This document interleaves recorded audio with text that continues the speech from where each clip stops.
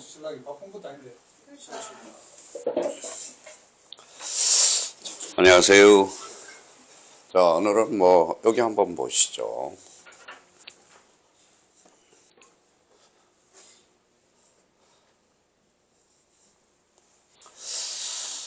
어사표시, 이게 참 중요합니다. 어사표시. 몇 페이지에요? 41페이지. 어사표시는 몇 문제 나올 것 같아요? 자, 여기 가로 열고, 자, 3문제에서 4문제 정도가 출제되고 있어요. 많이 출제되고 있어요. 자, 어사표시는 뭡니까? 바로 이거죠. 어사표시, 그러면 요거는 5자로 원치면 어사표시라는 겁니다. 표시주의가 어사주의를 절충감해하고 있다. 요거 포인트예요. 자, 어사표시는 성립요건이에요? 효력요건이에요? 성립요건이죠. 그러면 일반적 성립요건은 뭐가 있어요? 당사자, 목적, 어사표시. 이렇게 되는 겁니다. 자, 그러면 거기 아마 책의 핵심 주제가 이렇게 되어 있을 거예요. 법률행위 핵심이 되는 어사표시라는 단어로서 요거죠. 여기에다 줄 쳐놔봐요. 비정상적 어사표시를 중심으로. 원래는 뭡니까? 어사표시가 뭐 해야 돼? 일치해야 되고 하자가 없어야 돼요. 하자가 없는 게 뭐예요? 즉 사기, 강박이라는 겁니다. 자, 특히 어사표시와 관련돼서 사례 문제가 많이 출제돼요. 그러니까 3문제 중에 사례 문제가 2문제라고 예측하시면 돼요. 자, 그러면 요 부분에 대해서 이제 찾아보시면, 자, 그러면 요 부분에 대해서 찾아보죠. 자, 어사표시 구성 요소가 쭉 나와 있는데요. 요거는 읽어보시면 되고, 특히 요 부분에 대해서 우리가 한번 봐봐요. 요 가로서 한번 우리 민법의 입장 절충주의라는 게 한번 찾아봐요. 여기 기본적으로 꼭 표시를, 별표를 하나 꼭 하나 해놓으세요. 별표 하나고요. 자, 우리 민법은 뭡니까? 아까 뭐라고 그랬어요? 바로 요거예요. 여기에다 옆에 써놓고 어사표시라고 써봐요. 어사표시. 자, 여기에 신경쓰면 무슨 주의일까요? 표시주의. 여기는 뭐예요? 어사주의죠. 근데 우리나라는 표시주의에 입각한 어사주의를 뭐하고 있다? 절충하고 있다. 그래서 절충주의를 취하고 있다라는 거. 요 포인트를 우리가 꼭 잡아두시면 돼요. 자, 그렇다면 어사표시와 관련돼서 그러면 요 부분에 대해서 이제 보도록 하죠. 자, 비정상적 어사표시. 아마 오른쪽 몇 페이지예요? 42페이지. 자, 43페이지 상단에 여기에 딱 그려져 있을 겁니다. 자, 비정상적 어사표시와 관련돼서는 바로 뭐예요? 107조, 110조, 4개 조문이 있어요. 자, 그래서 대표적인 비진이 어사표시 107조, 요거 매년 출제되고 있고요. 자, 통정허위 표시와 관련돼서 108조, 그 다음에 사고. 요 사기 강박이 뭡니까? 바로 요거예요. 뭐예요? 하자 있는 어사표시. 이렇게 됩니다. 자, 그러면 생각을 한번 해봅시다. 비진이 어사표시는 오늘 미소씨 오셨으니까, 제가 미소씨가 뭐예요? 정의 안 되니까 뭐예요? 공인중개사 준비하라. 그런데 사실 제가 집 한 채를 주마 그랬더니 할 겁니다 이러네요. 사실 제가 줄 생각은 있었어요? 없었어요? 없었죠. 바로 그게 뭐예요? 비진이 어사표시라는 거예요. 자, 통정이라는 것은 피의자 상대방이 통정하는 겁니다. 그게 바로 통정 어사표시예요. 그럼 비진이 어사표시는 피의자는 알아요? 몰라요? 표의자. 어사표시자거든. 피의자는 알아요. 상대방은 모르는 게 비진이 어사표시. 자, 통정허위 표시는 피의자도 알고 상대방도 아는 것. 이게 뭐예요? 통정허위 표시가 돼요. 자, 착오와 관련돼서 착오는 뭡니까? 피의자가 스스로 착오를 일으킨 게 바로 착오라는 거. 그래서 착오 문제. 자, 사기 강박은 어사표시는 일치하죠. 어사결정의 자유가 침해당한 게 바로 사기 강박이라는 거예요. 그래서 우리 비정상적 어사표시는 조문을 4개 조문을 두고 있어요. 비진이 어사표시, 통정허위 표시, 착오, 사기 강박. 오늘 자 1시간 만에 한번 끝내봐야 돼. 자, 그렇다면 이 부분에 대해서 이제 보도록 하죠. 자, 비진이 진이 아닌 어사표시. 자, 뭐라고 그래요? 비진이 어사표시. 페이지 43페이지죠. 자, 그러면 107조 진이 아닌 어사표시. 어사표시는 피의자가 요걸 줄쳐놔요. 자, 피의자는 피의자가 이렇게 줄쳐놓고 진이 아님을 알고 한 것이라도 혈액이 있다. 여기와 관련돼서 우리가 딱 잘라놔요. 그러면 결론적으로 비진이 어사표시는 원칙적으로 뭐예요? 혈액이 있다. 그래서 이렇게 써놔요. 자, 요걸 비유라고. 비유. 그러면 비진이 의사 표시는 원칙적으로 유. 그러나 요 단서 상황이죠. 상대방이 피의자의 진위 아님을 R. 요거 R자 동그라미잖아요. R이 뭘까요? 요거는 악이. 악이. 요 건화가 뭐예요? 또는입니다. 또는 알 수 있는 경우 요거는 가실이야. 그러면 악이 또는 가실이 있는 경우에 뭐예요? 무효로 한다. 그래서 무효 동그라미. 자, 전항의 의사표시 무효는 선의의 제3자에게 대항하지 못한다. 그럼 선의의 제3자에게 대항하지 못한다라는 것은 선의의 제3자는 보호돼야 안 돼요. 보호된다는 소리예요. 보호된다. 선의의 제3자에서 개기지 못한대. 그럼 선의의 제3자는 보호돼야 안 돼. 되죠. 그래서 요걸 줄 쳐놓고 그러면 여기까지 구해서 자, 상대적 무효라고 써요. 상대적 무효. 상대적 무효.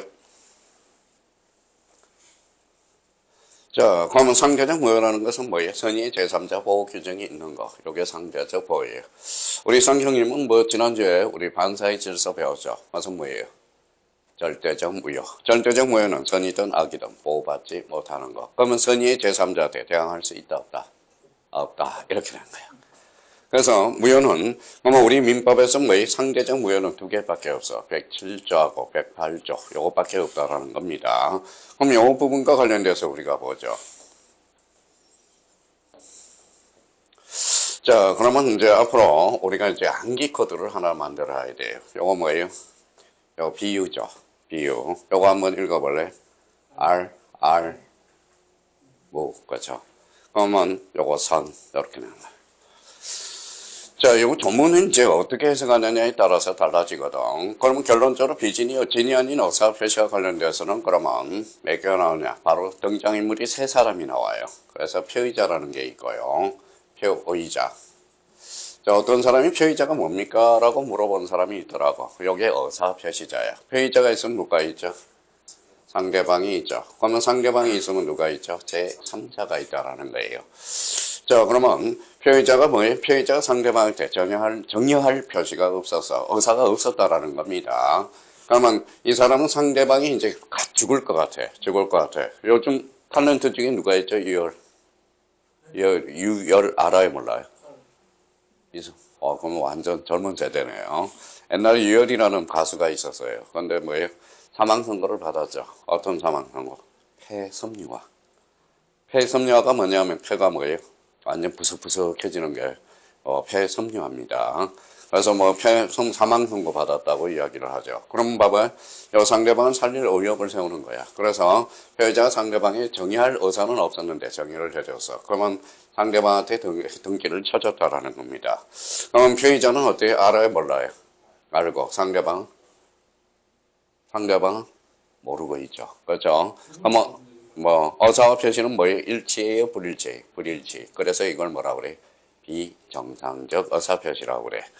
그럼 결론적으로 요 상대방이 제3자한테 팔아서 제3자는 선임인 제3자랑 보호받을 수 있다 없다? 있다라는 거야. 그럼 요 부분과 관련돼서 그러면 결론적으로 그러면 요 상대방과 관련돼서 그러면 이제 갖다 붙여주면 돼요. 그러면 이 사람은 그러면 피의자는 알고 상대방은 모르는 것. 이걸 뭐라고 그래? 비진의 의사 표시야. 그러면 결론적으로 앞으로 이제 107조와 관련돼서 피의자, 상대방, 제3자 요 세 사람이 나온다. 항상 등장인물이 출제하고 있다라는 거. 그러면 진이 아닌 의사 표시와 관련돼서 이제 암기 코드를 하나 만들어놔요. 뭐라고요? 비유. 요거 한번 읽어볼래? 비유. 무. 그러면 선이 제3자한테 대항하지 못한다. 이렇게 되는 거네. 그러면 선이 제3자한테 대항하지 않는 것을 무슨 무효라고 그런다? 상대적 무효. 그러면 이 부분에 대해서 우리 잠시 살펴보도록 하죠. 이 부분 봐봐요. 자, 피의자가 진위 아님을 알고 한 의사 표시, 즉 표시 행위가 피의자의 진위와 다른 의미로 해석된다는 것은 피의자의 스스로 알면서 하는 의사 표시가 아닌 이걸 뭐라고 그래? 진위 아닌 의사 표시. 줄쳐놔요. 뭐라고 써놨죠? 비진위 의사 표시. 또 하나는 뭐예요? 자, 심리 유보. 피의자의 심리를 마음적으로 유보해놨다라는 겁니다. 그러면 상대방이 있는 경우에 상대방과 통정하지 않는 전환점에서 통정의 표시가 구별되며 이걸 뭐라고 그래? 요거 줄잖아요. 뭐라고 써놨죠? 단독의 표시라는 거야. 근데 뭐 요번 달 코스에 요 정도만 해놓으면 돼. 돈 해놓고 아까 뭐에 우리 조문 구조상 읽어봐요. 비유, 무. 그 다음에 뭐죠? 선. 자, 비진이 어사 표시는 원칙적으로 요하나 상대방이 알았거나 알 수 있는 경우는 뭐로 한다? 무효로 한다. 단 선의 제3자는 뭐예요? 표현할 수 없다. 그럼 무슨 무효다? 상대적 무효. 그러니까 이번 달에는 뭐 요거만 알아놓으라고. 요거만 알아놔도 문제 푸는 데는 나머지 부분에 대해서는 스스로 자기가 인지를 하시면 돼요. 자, 그러면 여기에 대해서 진위와 관련돼서는 뭐예요? 피해자의 생각이야. 진정으로 발언은 이런 뜻이 아니에요. 그래서 요게 제일 시험에 많이 출제되고요. 그러면 이 부분과 관련돼서 그러면 우리 비진이 어사 표시와 관련돼서 자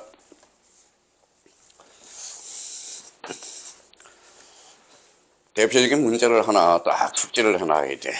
자, 그러면 그 부분에 대해서 자 한번 봅시다. 자, 1번 문제 있죠.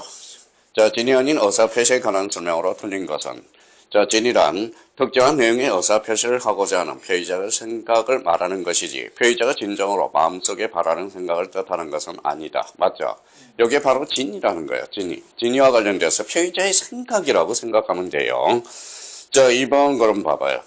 상대방이 피의자의 진이 아님을 알았을 경우 피의자의 진이 아닌 어사 표시는 거기 뭐라고 써놨죠? 취소할 수 있다. 취소가 아니라 뭐라고 그랬어요? 무효사유라고 그랬잖아. 이게 기출문제거든. 그럼 결론적으로 자, 그래서 아까 뭐라고 그랬어요? 무효사유가 된다고? 무효사유가 된다는 겁니다. 자, 그래서 과거에는 취소사유였는데 우리가 무효사유가 된 거야. 그래서 이런 문제야. 그러니까 봐봐요. 자, 오늘 미소 시간 나왔으니까 그런데 뭐예요? 공인중개사는 어려운 문제 안 나와. 쉬운 문제 나와. 쉬운 문제. 기본에서 기본에 나온다고. 그러면 저희가 그러면 비즈니 어사 표시와 관련돼서 이번 달에 요 개념 하나 잡아놓고 자, 조문 하나 숙지해 놓으면 나머지는 세월이 지나면 자연스럽게 인지가 된다라는 겁니다. 자, 그러면 어휘를 잡았으니까 우리 지난주에 뭘 배웠어요? 요건을 배웠잖아. 요건. 법률 요건. 그 다음에 법률 효과. 그러면 조문이 어떻게 되어 있겠어요? 목차가 의, 요건, 효과 이렇게 이제 구성이 나온다. 그러면 요건과 관련돼서도 이제 외울 필요가 없어요. 지금은 이 부분에 대해서 한번 찾아봐요. 자, 기본서. 기본서이죠. 자, 그러면 줄 한번 딱 끊으면 돼. 그러면 이 부분에 대해서 봐봐요. 어사 표시가 있어야 돼, 없어야 돼? 있어야죠. 어사 표시 있을 것. 줄 한번 쫙 끊어놓고. 자, 이번은 어사 표시가 뭐 해야 돼? 불일치할 것. 불일치할 것. 자, 나머지 사유에 대해서는 나중에 해도 늦지 않으니까. 자, 그러면 효과와 관련돼서 효과 나와 있네요. 자, 그러면 이제 효과 관련돼서 원칙 찾아봐요. 3번 찾아서의 효과 나와 있죠. 그러면 효과와 관련돼서는 옆에다 써요. 아까 뭐라고 그랬어요? 비유. 여기. 비진이 어사 표시는 원칙적으로 뭐하다? 유효. 그러면 줄 한번 딱 그러면 돼. 원칙, 유효. 그렇죠. 자, A적으로 그러면 아까 뭐라고 그랬죠? 그래서 줄 한번 쳐놓고 무. 그렇죠. 무. 알았거나 알 수 있는 경우는 뭐로 한다? 무효로 한다. 아까 문제 보니까 뭐예요? 얼마나 쉬워. 이거는 취소 사유가 아니라 무슨 사유죠? 무효 사유가 되는 거야. 자, 그러면 제3자의 효과가 이제 나올 겁니다. 제3자의 효과와 관련돼서. 나머지는 제3자에 대한 관계에서. 요게 이제 시험에 자주 출제된다. 자, 요거는 써요. 선이라고 써요. 선. 자, 그래서 아까 뭐라고 그랬어요? 비유, 무선. 이렇게 되죠. 그러면 여기에 대해서, 그러면 1번과 관련돼서 비진이 어사 표시가 A지로 무효가 되는 경우, 그 무효는 선의 제3자에 대해 대항하지 못한다. 그러면 여기에다 꼬리표를 붙여서, 아까 무슨 무효죠? 상대적 무효. 상대적 무효라는 거예요. 자, 그러면 이 부분과 관련돼서, 그러면 제3자 관계에서, 제3자는, 자, 그러면 이 부분에 대해서, 자, 여기 이제 시험에 자주 출제되니까, 제3자의 선이 이제 배표 하나 딱 해놓고, 자, 선이란 진이 아닌 허사 표시를 모르는 것을 말하고 이때 가실의 의무는 묻지 않는다. 그러면 제3자는 뭐만 족하다? 선이면 족하다는 거야. 그러면 자, 요 부분과 관련돼서 그러면 제3자의 선의는 추정되므로 제3자가 악이라는 사실의 주장 입증 책임은 입증 책임 줄잖아요. 자, 입증 책임. 자, 제일 어려운 게 입증 책임이야. 우리 민법에서 제일 어려워요. 입증 책임 잘하는 사람이 누구예요? 변호사죠. 변호사라는 거야. 변호사도 그 공식. 그러면 여기 밑에다가 맨 밑에다 이렇게 써놔요. 1단계. 자, 2단계. 자, 3단계. 요렇게 이제 단계별로 해석하는 겁니다. 그래서 그 옆에다 딱 써놔서 요렇게 이제 써놔봐요. 자, 1단계는 누가 유리한가를 봐라. 누가 유리한가. 유리한가를 봐야 돼요. 자, 2단계는 법조문 문구대로. 법조문 문구대로 입증해야 되고 3단계 추정받으면 누가 입증한다. 추정. 반대 당사자 입증. 이렇게 되는 겁니다. 입증. 자, 그러면 1단계는 누가 유리한가. 2단계는 법조문 문구대로. 자, 추정받으면 반대 당사자 입증 이렇게 되는 거야.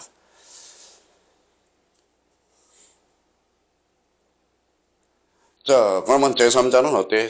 자, 선의는 추정받아. 그러면 추정받으면 누가 입증해야 돼? 반대 당사자가 입증해야죠. 그럼 반대 당사자가 누군데? 표의자 아니면 상대방이 입증해야 돼. 추정받으면 누가 입증한다? 반대 당사자. 그러면 제3자가 악인하는 사실의 주장 입증 책임은 무효를 주장하는 자가 입증해야죠. 자, 그래서 무효를 주장하는 자. 그럼 누구예요? 표의자 아니면 상대방이 입증해야죠. 자, 그렇다면 이제 봐봐요. 그러면 아까 뭐를 잡았어요? 이사시, 의, 요건, 효과, 이걸 잡았죠. 그러면 107조는 그러면 어디 적용되는가? 이제 적용 범위, 목차가 다 똑같아. 목차가 똑같아요. 자, 단독행위 줄잖아요. 단독행위. 자, 뒷장 넘겨서 단독행위. 자, 그러면 기준이 허사 표시는 원칙적으로 유효하죠. 그러면 상대방이 알았거나 할 수 있는 경우. 그럼 단서 정한 상대방이 없는 단독행위는 적용이 있다, 없다? 없다. 왜? 상대방이 알았거나 할 수 있는 경우. 그래서 그러면 원칙상 단독행위도 적용이 있지만 그러면 이 부분과 관련돼서 특히 이 부분이 뭐예요? 포인트를 잡아야 되겠죠. 2번 상대방 없는 경우에는 107조 1항 단서가 유증 여지가 없으며 언제나 뭐하다? 유효하다. 그래서 이 부분에 대해서 우리가 잡아주셔야 됩니다.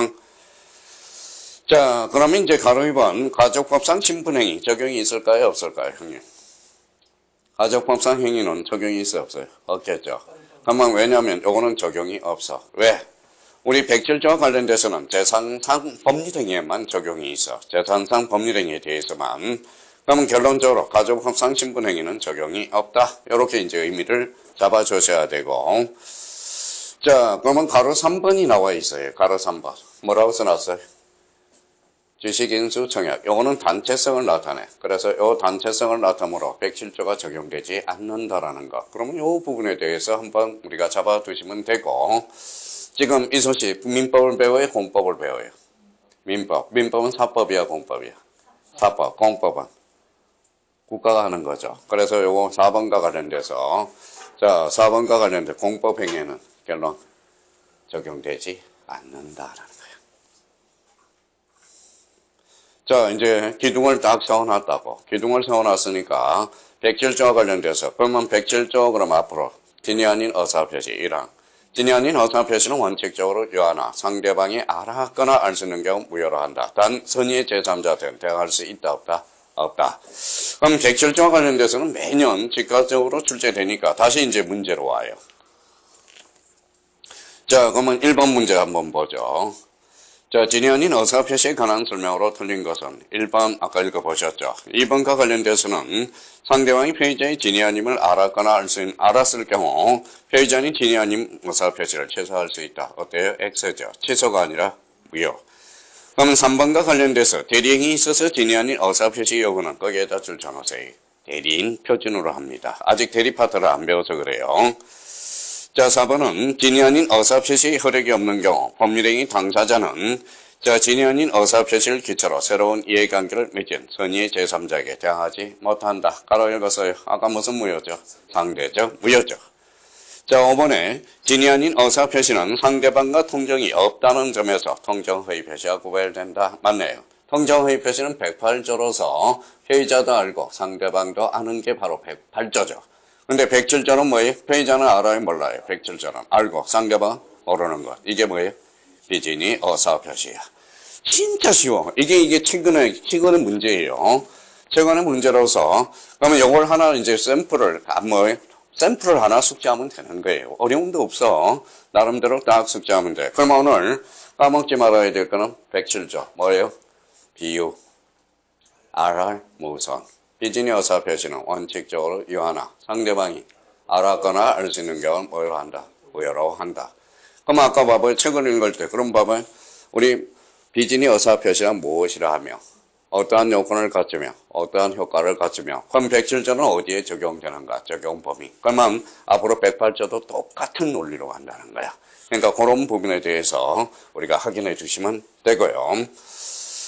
자, 그렇다면 여기 봅시다. 자, 통정의 표시네.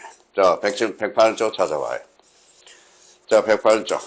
자, 항상 우리 의사표시는 3자, 표의자. 자, 봐봐요. 항상 우리가 잡을 거는, 자, 표의자가 있어. 기본적으로 표의자. 표의자가 뭐예요? 이런 사람이 아까 의사? 표시자. 간단하게 표의자. 그 다음에 뭐가 있어요? 상대방. 그 다음에 누가 있어요? 제3자. 그 다음에 또 누가 있어요? 다음으로 넘겨봐. 읽어봐요. 전덕자라고 그러거든. 전덕자. 많이 등장하면 전덕자까지 등장을 하거든. 그러면 보면 통정허위 표시는 표의자도 알고 상대방도 아는 것. 그러면 이걸 뭐라고 그래요? 합의. 요 통정이라고 합니다. 자, 그러면 이런 거야. A라는 사람이 표의자한테 뭐에 강제 집행이 들어올 것 같아. 그럼 경매가 들어올 것 같다라는 거죠. 그럼 표의자가 뭐예요? 자, 미리 상대방한테 짜고 뭐예요? 상대방한테 무슨 등기해놔요? 이전 등기를 해놓는 거야. 이거야 바로. 그러면 상대방이 거기하로 해서 제3자한테 팔았어요? 안 팔았어요? 팔았죠. 그럼 제3자는 보호될 수 있어요? 없어요? 있죠. 특히 뭐에 함자에서? 선의의 제3자. 선의의 제3자. 선의의 제3자는 보호받을 수 있다 이거야. 그러면 전덕자는 뭐 읽어봐요. 전덕자는 악이라도 보호받을 수 있어요? 없어요? 있다. 왜? 선의로부터 선계받기 때문에. 요 관계야. 근데 만약에 요 사람이 제3자가 악이라면 보호받을 수 있어요? 없어요? 요 전덕자가 악이라면 요때는 보호받을 수가 없어. 그러면 우리 판례는 설사 요 제3자가 악이라도 전덕자가 선이라면 보호받을 수 있다 없다? 있다. 이게 포인트야. 이게 포인트예요. 요게 선이. 그러면 설사 제3자가 악이라도 요 전덕자가 선이라면 제3자의 범위에 속한다라는 거야. 요게 이제 우리 판례에서 인정을 해준 거고. 그러면 뭐 없어. 통정허위 표시와 관련돼서 똑같아. 그럼 봐봐요. 그럼 통정허위 표시. 그러면 여기에다 줄잖아. 1항 상대방과 자 통정 동그라미 자 무 동그라미 자 표의자가 상대방이 통정한 것은 언제나 무효야. 2항 전항의 의사표시 무효는 선의의 제3자 선자 동그라미 대항하지 못한다. 그러면 써요. 요거는 상무. 간단하게 상무라고 써요. 상대적 무효라는 거네. 그러면 사실 이 조문 가지고도 이제 다 끝난 거야. 이제 자기가 판사 변호사가 되는 겁니다. 그럼 앞으로 이제 108조와 관련돼서는 이렇게 읽어볼래? 통정, 읽어봐요. 무선, 이렇게. 통정, 무선. 자, 그러면 이제 의 부분과 관련돼서 이 조문을 생각하면서 이제 정리를 한번 해가 보도록 하죠. 자, 통정의 표시란. 자, 상대방과 통정함으로써, 통정 동그라미, 통정함으로써 진이 아닌 허위의 의사표시를 말한다. 허위 표시는 효소라는 법률행위를 가르쳐 여기에다 써놔요. 가장행위라고 그래. 가장한 거죠. 가장행위. 자, 채권자의 강제 집행을 멘탈하기 위해서 친구와 짜고, 여기에서 포인트는 뭐예요? 짜고. 짜고라는 것은 뭐예요? 통정이라는 거죠. 그러면 진정한 의사 없이 소유권만 이전해 두는 것. 이걸 뭐라고 그래요? 통정 허위 표시라고 그래요. 자, 그러면 봐봐요. 민소씨. 그러면 통정의 표시는 피의자도 알고, 상대방도 알고. 그렇죠? 근데 비진의 의사 표시는 피의자는 알고, 상대방 모르는 것. 그렇잖아요. 그러면 그걸 생각하면서 이제 요건으로 이제 가야 되겠죠. 자, 요건과 관련돼서 그러면 줄쳐놔요. 이제 어사 표시가 있을 것. 어사 표시 뭐예요? 불일치. 자, 표의자 어사 표시 불일치를 알고 할 것. 그러면 이게 바로 뭐예요? 여기다 줄쳐놔요. 이게 뭐다? 합이죠. 그러면 5번과 관련돼서 특히 이 부분에 대해서 우리가 잘 잡아요. 자, 허위의 표시를 한 이유나 동기는 묻지 않으며 남을 속이기 위한 목적이 요구되는 것은 아니다. 왜? 강제 집행이 들어오든 뭐가 들어오든 동기는 불분이라. 없어. 근데 큰 강의 듣는 사람은 진짜 의사표시가 어려워. 의사표시 자체가. 근데 몇 번 책을 읽다 보면 저절로 돼요. 저절로 된다는 거예요. 그러면 미소씨 요건 잡았어 안 잡았어? 잡았죠. 그 다음 뭐가 나와요? 효과.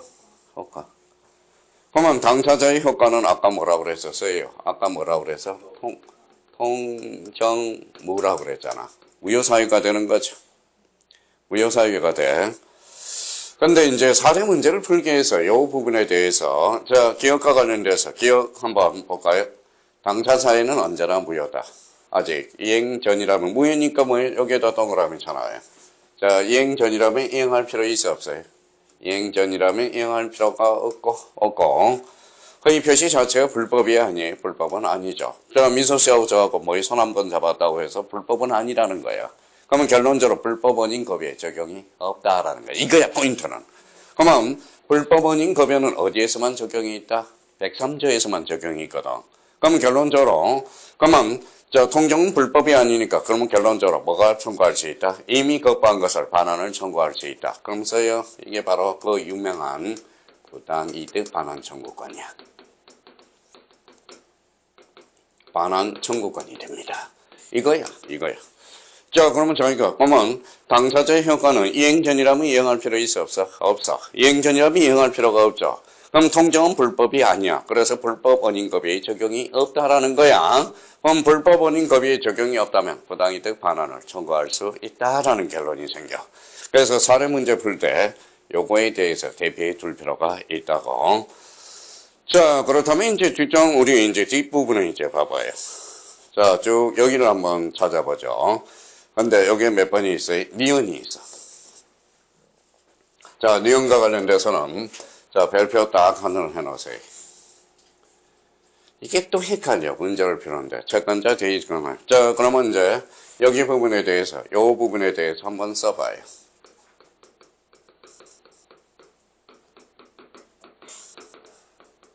미소씨, 가압류.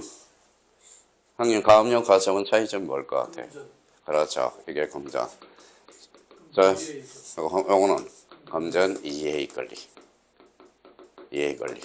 그래서 열심히 듣더라고. 어제도 제가 수업 끝나고 쉬는 시간에요. CCTV를 보고 있었거든. 이야, 쌍경님 진짜 열심히 하더라고. 서가지고 졸리면 서가지고 탁 닥쳐가면서 진짜 열심히 하더라고. 그러니까 열심히 해야 돼. 책을 스스로 읽을 수 있도록. 자, 그러면 읽어봐요. 가압류는 금전이고 가처분은 금전 이해의 권리야. 그러면 가압류와 관련돼서 그러면 자, 그럼 미소 씨가 저한테 1억을 구워줬어. 제가 1억을 안 갚아요. 그럼 가압류 할까요? 가처분을 할까요? 그때는 가압류를 하게 된다고. 그래서 가압류와 가처분은 바로 피보전 권리에서 금전이냐, 금전 이해의 권리냐. 그러면 요 채권자 지적권은 그러면 요거 고리표를 써요. 가압류하고 똑같은 성격을 가지고 있어. 가압류하고.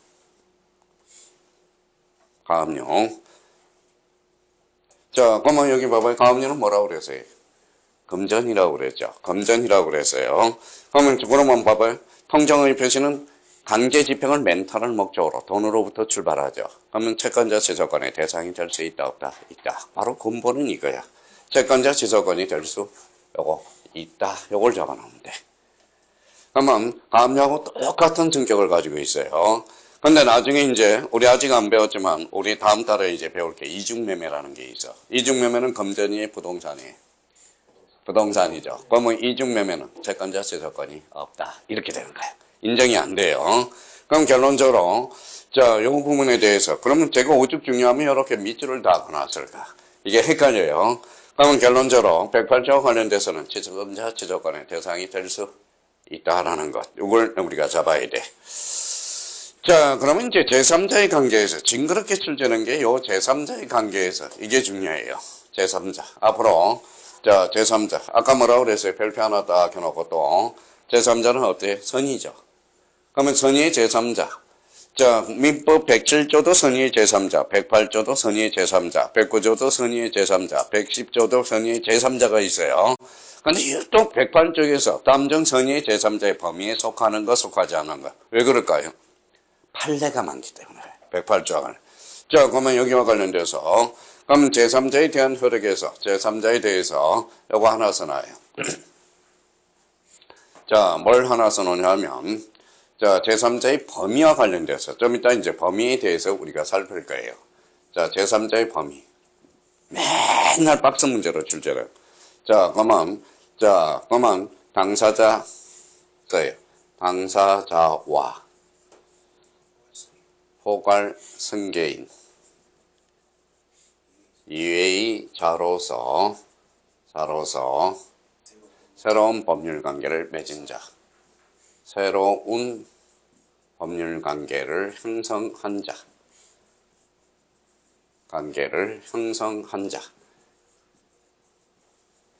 자, 그러면 이제 앞으로 제3자의 범위와 관련돼서 당사자 포괄 승계인 이의자로서 새로운 법률 관계를 형성한 자. 이렇게 이제 써놓고, 요 제3자의 범위와 관련돼서 자주 출제되고 있어요. 그러면 결론적으로 그러면 다시 우리가 한번 살펴보도록 하죠. 그러면 이제 자, 기억과 관련돼서 이제 줄만 하나 뜨거놓으면 되네. 자, 선의 동그라미. 자, 선의 동그라미. 자, 제3자는 선임은 족하죠. 선임은 추정받아야 안 받아요? 받죠? 선임은 족합니다. 그러면 여기에 관련돼서 무과실 동그라미. 무과실은 요건은 하지 않아. 자, 제3자는 선임은 족하지. 뭐예요? 무과실까지는 여기에다 줄잖아요. 무연해. 불연해요.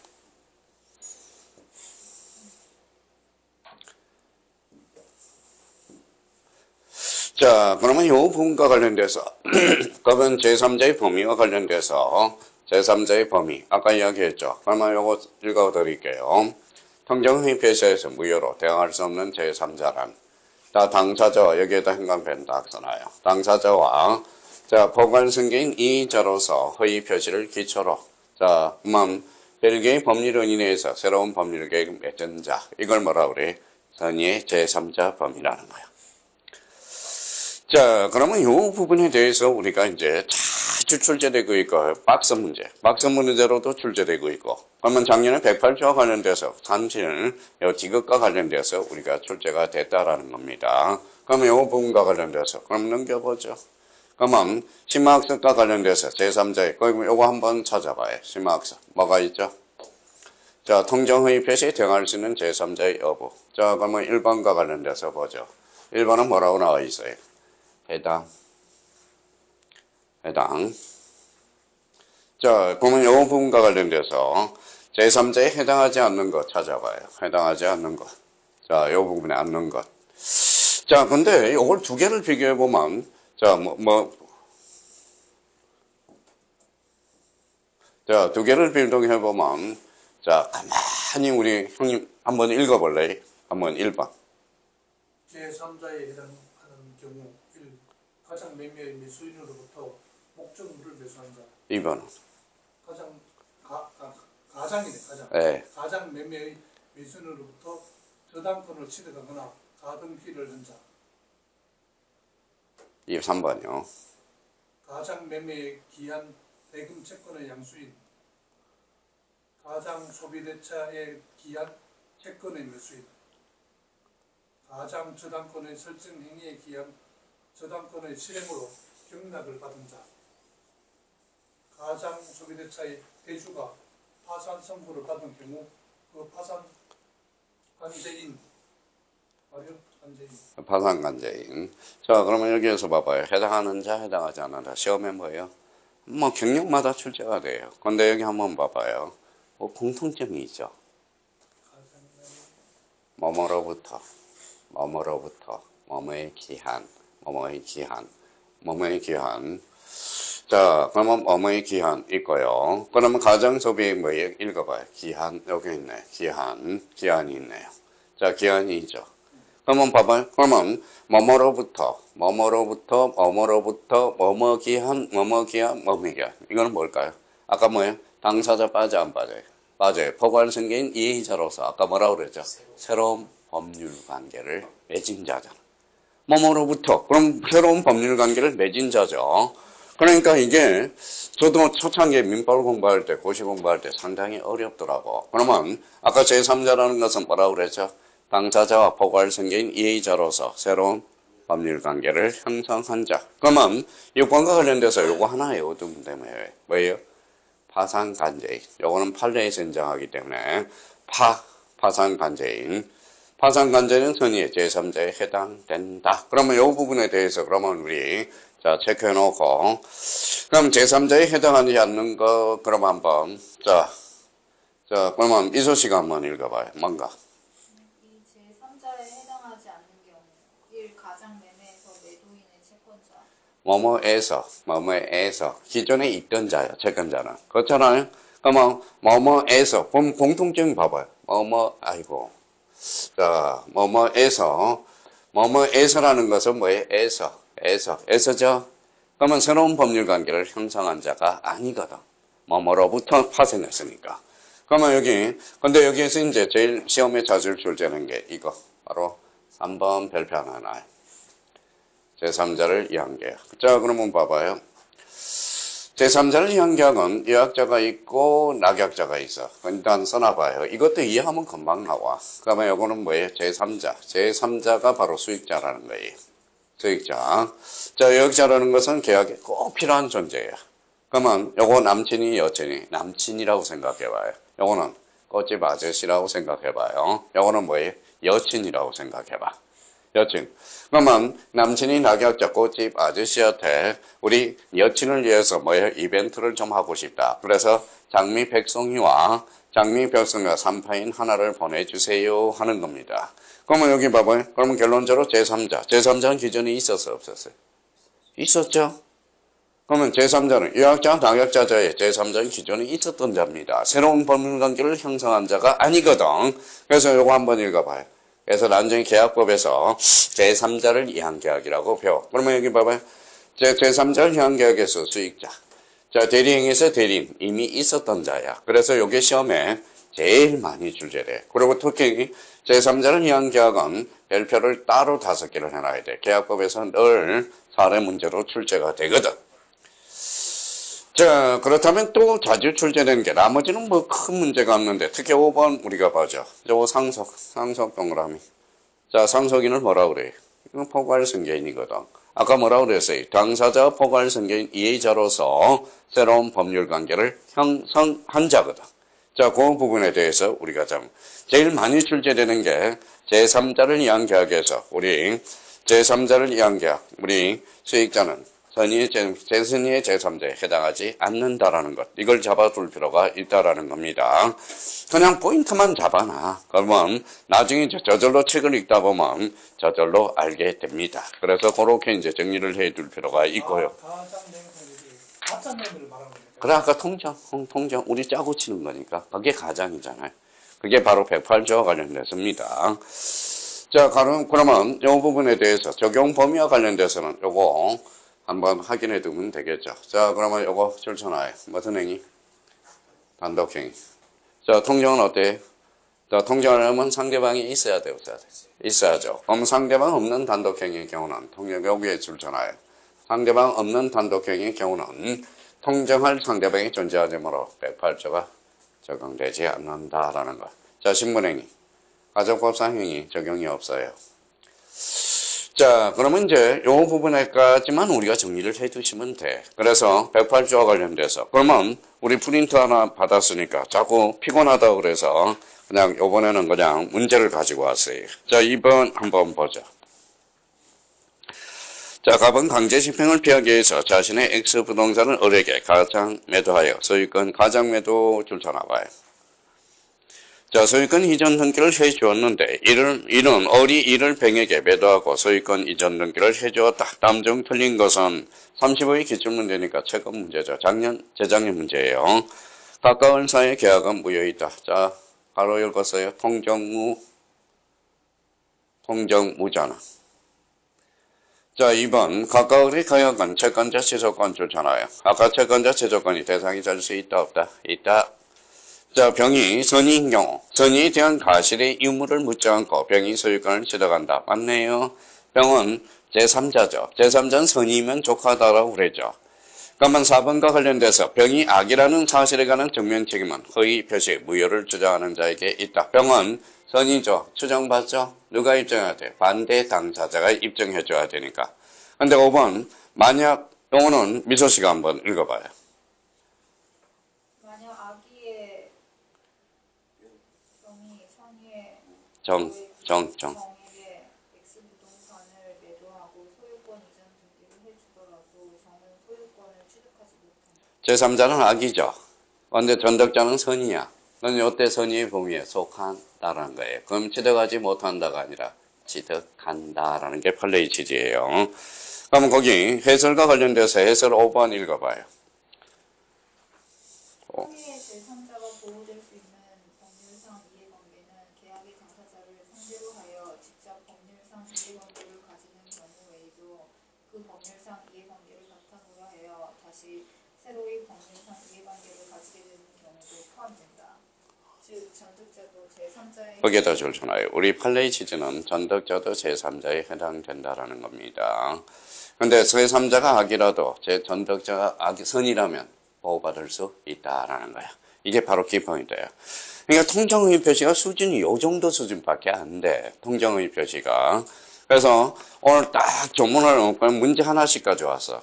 그래서 아까 107조 비니디 여사 표시 1번 문제. 요 문제를 자꾸 연구를 하라고. 그래야 실력이 늘 수 있다라는 겁니다. 그럼 108조와 관련돼서는 그러면 문제 2번과 관련돼서 우리가 포인트를 잡아주시면 돼요.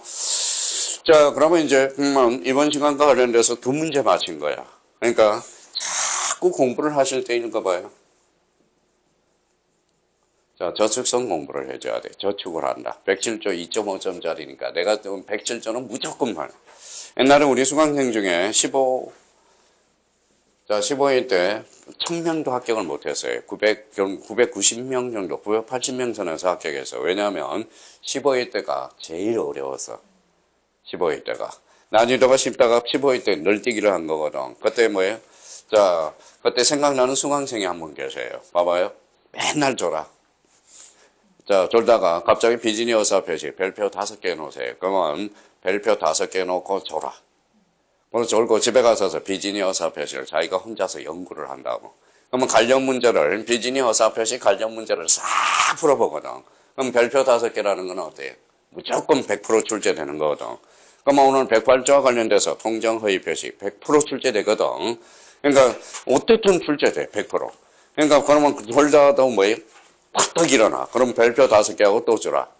근데 그러면 딴 거는 하지도 않아. 집에 가서서. 그래서 107조, 108조만 그러면 오늘 2.5점짜리니까. 자, 이름은 신자, 경자, 옥이야. 신경옥님이야. 그 당시에 생각이 나요. 그러니까 항상 저축성 공부를 해야 돼. 그러니까 오늘 107조. 아까 뭐라고 그랬어요? 디디니어사 표시. 암기 코드 하나 정해졌죠. 비유, RR, 무선. 요걸 까먹지. 에어면 뭐해? 써먹지를 못하는데. 자, 108조와 관련돼서는 통정, 무선. 표현장 상대방은 언제나 무효야. 이양 선의의 제3자한테는 대항하지 못한다. 이렇게 해서 그러면 집에 가서서 이제 107조 108. 나머지는 몰라도 돼. 몇 개만 넘기면 돼요? 24개만 넘기면 되거든. 그러니까 걱정하지 마시고 오늘 가서 책을 자꾸 읽어봐야 돼. 그러니까 결론은 시험은 뭐예요? 시험은 본인이 본다고. 그래서 기본서가 제일 좋은 책이야. 그럼 오늘 가서 그래서 문제를 오늘 딱 테마를 몇 개를 가져왔느냐? 5개를 가져와서. 그럼 5문제가 올해 뭐예요? 100% 출제되는 것들이야. 그러면 1번 문제는 몇 조예요? 107조. 그러면 2번 문제는 108조. 그 다음에 109조. 3번 문제는. 그러면 4번 문제는 110조. 바로 사기, 강박. 그 다음에 이제 의사표시, 효력, 발생, 시기와 관련돼서. 그러니까 요걸 문제를 외워도 돼, 이제. 문제를 외워서. 자기가 문제를, 107조 그러면 기본, 대표 문제를 하나 외워서 문제를 응용할 수 있도록. 그게 빨리 학교로 가는 뭐예요? 지름길입니다. 지름길입니다. 그러니까 오늘 107조. 자, 민소 씨 뭐예요? 비유, RR, 무선. 자, 108조. 통정, 무선. 그럼 107조와 108조는 뭐예요? 무효는 무효인데 무슨 무효? 상대적 무효. 우리 전주에 배웠던 절대적 무효. 절대적 무효라는 것은 선이든 악이든 보호받지 못하는 것. 그러면 반사의 진수는 선의의 제3자는 보호될 수 있다. 맞아요, 틀려요? 틀리죠. 선의의 제3자는 보호받을 수 없는 게 무슨 뭐예요? 절대적 무효야. 그게 작년에 간접적으로 또 출제가 됐어요. 그러니까 결론적으로 절대적 무효는 다시 정립을 해요. 절대적 무효는 선의하게 보호받지 못하는 것. 그럼 선의의 제3자한테 대항할 수 있다. 이게 헷갈리는 거야. 대항한다라는 것은 개긴다라는 거거든. 속된 말로. 그러면 상대적 무효는 선의의 제3자는 보호될 수 있다. 그러면 선의의 제3자한테 대항할 수 없는 것. 이게 무슨 무효? 상대적 무효. 우리 민법에서는 그러면 상대적 무효 몇 개? 2개밖에 없어. 나머지는 전부 무슨 무효다? 절대적 무효야. 그걸 딱 잡으면. 근데 왜 107조는 과거에 취소 사유였어요. 그러면 취소 사유였는데 국가가 뭐에 입법 정책상 무효로 갖다 놓은 겁니다. 그래서 시험에 자주 출제돼. 그럼 비진의 의사 표시는 뭐라는 거예요? 취소 사유가 아니라 결론 무효 사유라는 것. 그걸 딱 잡아놓은. 그러면 이제 책을 읽다 보면 요 문제 하나씩을 자기 머릿속에 딱 넣어놓으라고. 그러면 자기가 빨리 실력이 업그레이드가 될 수 있다는 거. 일단 거기까지 하고 우리 잠시 쉬었다 가겠습니다.